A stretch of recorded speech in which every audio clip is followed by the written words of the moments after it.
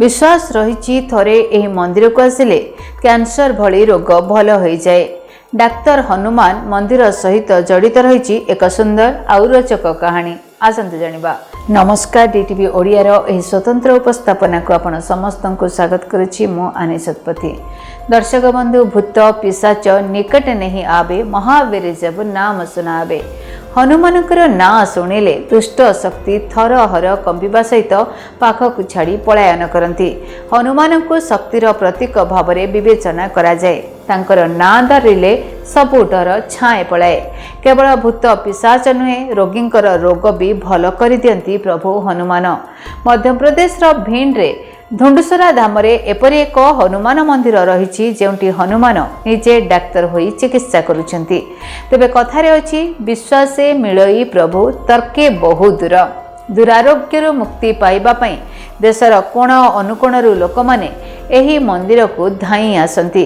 Cancer रोग ठारू आरंभ करी सब मारात्मक रोग भल करने को भक्त माने एठाकु आसंती। एठारे प्रभु हनुमान डाक्तर बजरंगबली भाव में पूजा पाउछंती। आउ ए हनुमान मंदिर हनुमान क्लिनिक भाव में बेस जनाशुना। मंदिर पूजक अनुसार नाना दुरारोग्य होइथिले जदि आपण दांडुतुरा धाम आसी बजरंगबली को दर्शन करुछंती तेबे दर्शन मात्रे ही रोग भल होइजिबो। सूचना अनुसार प्रायतः एठाकु कैंसर रोगी माने आसीथांती। हनुमानंकर चरण स्पर्श करी सेमानक रोग भल होई जाय बोली विश्वास रहिछि। डाक्तर हनुमान मंदिर सहित जड़ित रहिछि एक रोचक कहानी। मान्यता अनुसार बहु वर्ष पूर्वे एठारे जड़े साधु रहुतिले। तांको ना शिव कुमार दास थिला। से प्रभु हनुमानंकर जड़े भक्त थिले। से कर्कट रोग रे पीड़ित थिले। शिव कुमार प्रत्येक दिन मंदिर जाई प्रभु हनुमान को श्रद्धार सहित पूजा अर्चना करुथिले।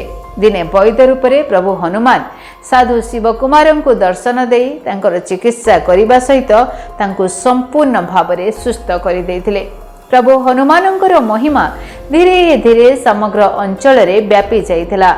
आउ सेही दिन ठारू प्रभु हनुमान को डाक्तर रूप में एठारे पूजा अर्चना करा जाए। प्रत्येक मंगलवार एवं शनिवार दिन लोक माने एठारे प्रभु को पूजा अर्चना करी आरोग्य एवं सुस्थ जीवनर कामना करिथांती। मान्यता अनुसार प्रभु हनुमान भक्तंकर मनस्कामना पूर्ण करिथांती। केवल देश नुह बरं विदेशरू मध्य लोक माने एठाकु आसी प्रभुंकर दर्शन करिथांती। उत्तम स्वास्थ्य कामना भी करिथांती। मंदिर पुरोहित एवं स्थानीय भक्तंक अनुसार नाना दुरारोग्य होइथिले जदि आपण दांडुतुरा धाम आसी बजरंगबली को दर्शन करुछंती तेबे ताहा दर्शन मात्रे ही भल होइजिवो।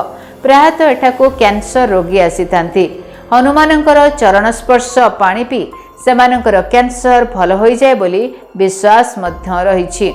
आपण डाक्तर बजरंगबली को क्रमागत 5 गोटी मंगलवार ध्यान करती चरण पादुका पियंती तेबे कैंसर भली मारात्मक रोग भल हो जाए बोली विश्वास रही।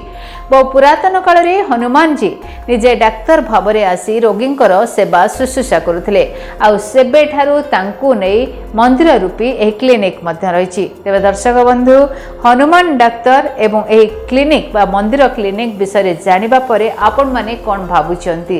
जदि आपणक चिन्ह जणारे बा संपर्क भितर काहाकू कैंसर निश्चित भाव में मंदिर जाई आपण प्रभु हनुमान दर्शन करंतु, तांकर पूजा अर्चना करंतु। तांका आशीर्वाद निश्चित भाव में दुरासाध्य रोग भल हो। तेबे वीडियो को लाइक करंतु, अन्य सहित शेयर करंतु। धन्यवाद, नमस्कार।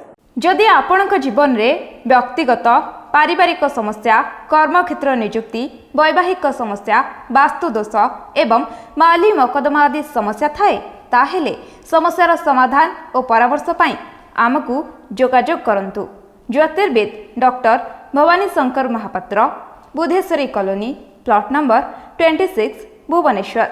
Phone number 9776833302 9439444924। आमर वेबसाइट www.srijagannathastro.com। केमिति कटिबो 2026 मसीहारे आपणक भाग्य केउ राशि रे रहिबो समस्या आउ किए हेबे लाभवान केमिति रहिबो मेष ठारू मीन राशि पर्यंत भाग्यफल जानिबा पई देखंतु आम कार्यक्रम 2026 ଭାଗ୍ୟଫଳ 2026 ମସିହାର ଆପଣଙ୍କ ରାଶିର ସମ୍ପୂର୍ଣ୍ଣ ଭାଗ୍ୟଫଳ ଜାଣିବା ପାଇଁ ଚ୍ୟାନେଲକୁ ସବସ୍କ୍ରାଇବ୍ କରନ୍ତୁ, ବେଲ୍ ବଟନକୁ ଅନ୍ କରନ୍ତୁ। ଦେଖନ୍ତୁ DTV ଓଡ଼ିଆ। DTV ଓଡ଼ିଆ ଦେଖିବା ପାଇଁ ସବସ୍କ୍ରାଇବ୍ କରନ୍ତୁ ଏବଂ ବେଲ୍ ଆଇକନ୍କୁ ମଧ୍ୟ ଦବାଇ ଦିଅନ୍ତୁ।